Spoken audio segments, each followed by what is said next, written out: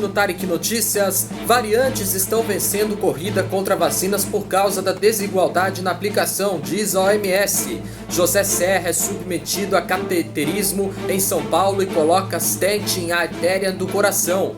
Dória anuncia a compra de 4 milhões de doses da Coronavac exclusivamente para São Paulo antes de contrato com o governo federal acabar. Petrobras recebe indicações de minoritários para conselho. Coordenadora do Programa Nacional de Imunizações é exonerada do cargo. Eu sou Tarek Laques e está no ar o Tarek Notícias.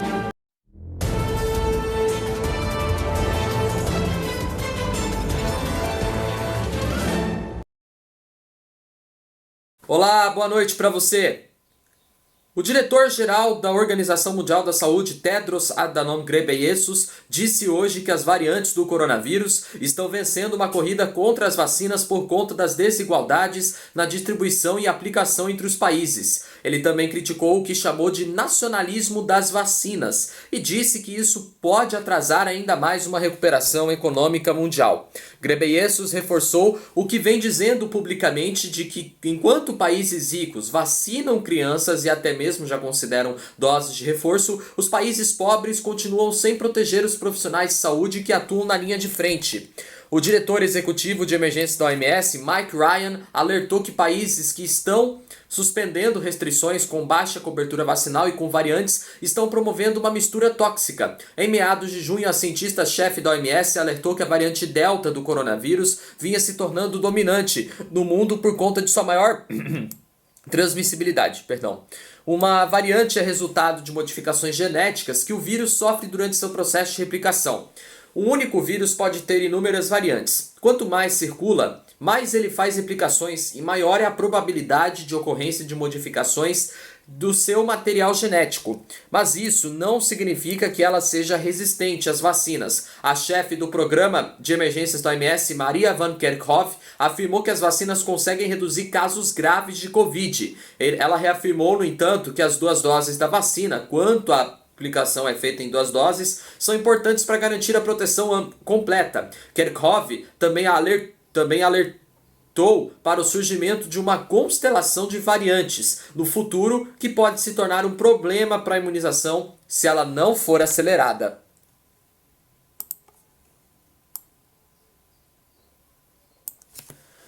O senador José Serra, do PSDB, foi submetido ontem a um cateterismo e a colocação de um stent em uma das artérias do coração e continua internado no Hospital Sírio-Libanês, no centro de São Paulo. Segundo a assessoria do Tucano, o procedimento foi um sucesso e o senador deve ainda ficar em observação no Hospital Sírio-Libanês por 48 horas, como é praxe nesses casos.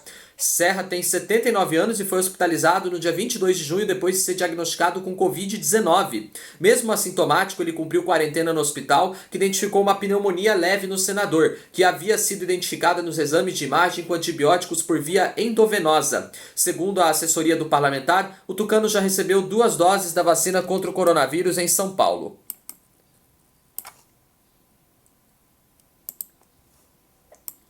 E falando em vacina, gente, o governo de São Paulo anunciou hoje a compra de 4 milhões de doses da Coronavac, destinadas apenas para a imunização da população no estado de São Paulo. Segundo o governador João Dória, uma remessa com cerca de 2 milhões e 700 mil doses prontas da vacina produzidas pelo laboratório Sinovac na China deve chegar no Aeroporto Internacional de São Paulo em Guarulhos ainda hoje. Em fevereiro, Dória já havia prometido comprar 20 milhões de doses do imunizante apenas para o estado de São Paulo. No entanto, o contrato entre o Ministério da Saúde e o Instituto Butantan para aquisição de 54 milhões de doses da Coronavac prevê que o governo federal tem exclusividade para comprar todas as vacinas importadas da China ou produzidas no Brasil pela entidade até que todas as 100 milhões de doses adquiridas pelo governo federal sejam entregues, o que ainda não ocorreu.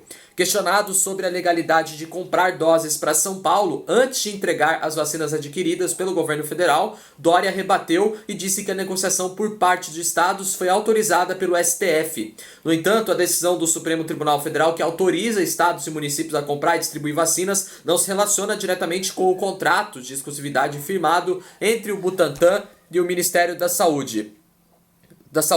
O documento determina que a pasta tem o direito de exclusividade da aquisição de doses produzidas ou importadas pelo Butantan em todo o Brasil até a finalização das entregas.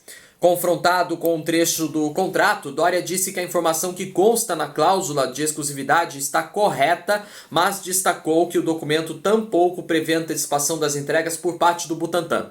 O prazo final para o Butantan fornecer ao governo federal todas as doses de Coronavac adquiridas é até o dia 30 de setembro.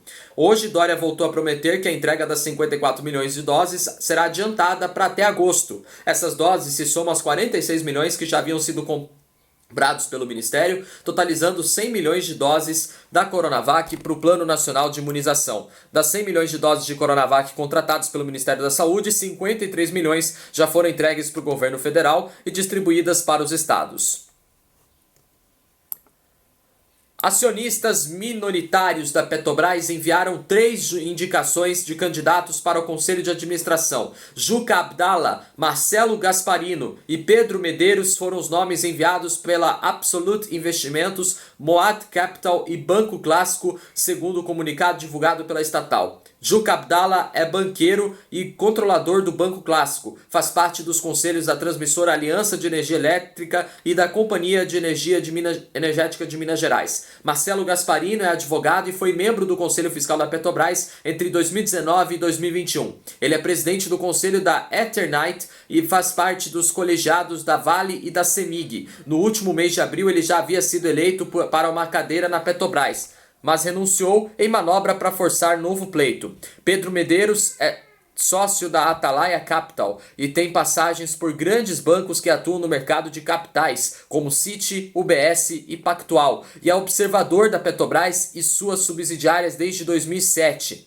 A Assembleia Geral Extraordinária para deliberação dos nomes será oportunamente convocada, segundo diz a estatal. O anúncio ocorre depois da efetivação da renúncia de Gasparino ao cargo de conselheiro. Representante dos minoritários, ele anunciou em abril que deixaria o posto para provocar nova eleição, alegando problemas nos procedimentos da Assembleia que o elegeu.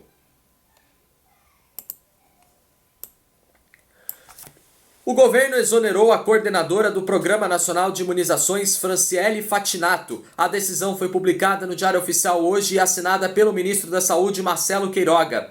Segundo o ministro, a enfermeira pediu para sair. O novo nome ainda não foi anunciado. Fatinato figura entre os investigados pela CPI da Covid, que apura ações e omissões do governo federal no enfrentamento da pandemia da Covid e eventual desvio de verbas federais enviadas a estados e municípios. A previsão é de que a enfermeira preste depoimento à CPI hoje. À frente do Programa Nacional de Imunizações, Fatinato foi responsável pela condução da vacinação no país e pela definição do calendário vacinal. O requerimento que levou à quebra do sigilo telefônico de Fatinato sustenta ser imperioso identificar a atuação dos gestores públicos responsáveis pelo avanço da vacinação, pela aquisição de vacinas e pelo monitoramento e pela elaboração de planos nacionais. A CPI chegou a agendar para o dia 1º de julho uma acariação entre ela e a infectologista Luana Araújo por conta de orientações relacionadas à vacinação de grávidas, mas o encontro foi adiado. Hoje o governo nomeou o novo secretário de Logística do Ministério da Saúde. Ridalto Lúcio Fernandes assume o posto de Roberto Dias, que deixou o cargo depois de ser acusado por pedir propina numa negociação sobre vacinas. Ricardo Dias nega as acusações. O Tarek Notícias de hoje fica por aqui. Se você quiser rever nossos vídeos desde a nossa primeira edição do nosso jornal, tá aqui no nosso canal. Deixe seu like, se inscreva no meu canal e me acompanhe também no Instagram e no Facebook. Uma ótima quarta-feira para vocês e até amanhã em mais uma edição do Tarek Notícias. Obrigado pela companhia, boa noite para você e até amanhã.